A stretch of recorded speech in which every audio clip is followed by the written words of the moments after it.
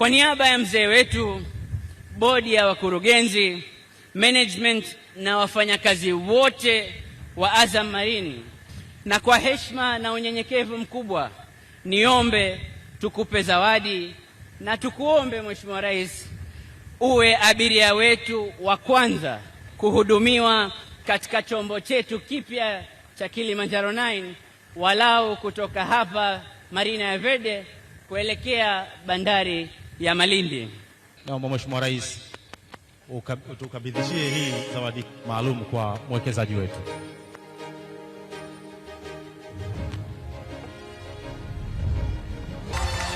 Sasa naomba tumalize na zawadi kutoka kwa mwekezaji wetu, ambapo nao pia wamekuandalia zawadi maalum. Naomba tupokee.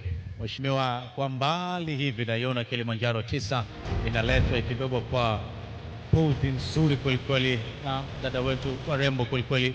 Naomba tuwapigie makofi mengi mno. Hongera sana Mheshimiwa Rais, hongera sana.